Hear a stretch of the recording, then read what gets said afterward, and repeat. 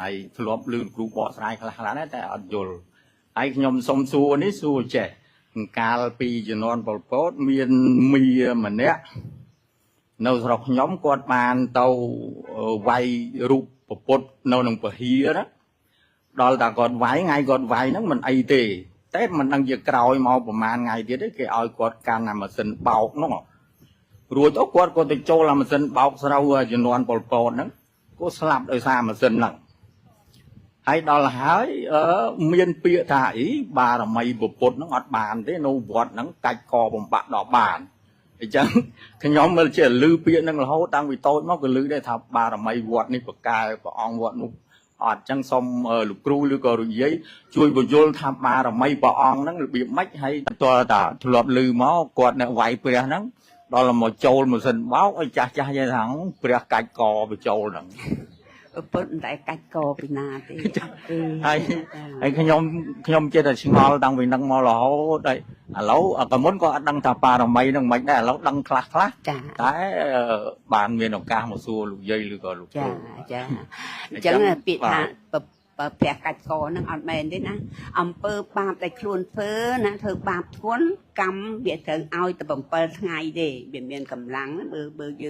យើងធម្មតាហ្នឹងធ្វើបាបធ្ងន់វា7ថ្ងៃវាអាចឲ្យបានចាប់ពី7ថ្ងៃឡើងទៅឲ្យផលបានហើយហ្នឹងហើយកម្មដូចជា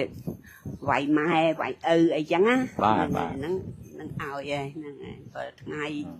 ប៉ុន្តែវាអាចយូរជាងនឹងក៏មានវាអាចមិនឲ្យឥឡូវនឹងក៏មានអញ្ចឹងបន្ទាប់ទៅគឺថាត្រូវឲ្យអញ្ចឹងណាបាទ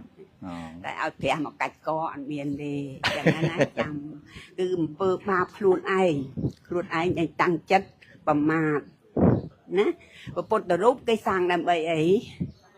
ដើម្បីគោរពបូជាគោរពឲ្យឃើញពុទ្ធហើយនឹកដល់គុណរបស់ព្រះអង្គដែលព្រះអង្គកសាងអំពើល្អប្រយោជន៍ដើម្បីព្រះអង្គហើយប្រយោជន៍ដើម្បីពួកយើងទាំងអស់គ្នាមិនចឹងណាបាទហើយអ្នកធ្វើល្អប៉ុណ្ណឹងហើយគាត់ទៅវាយ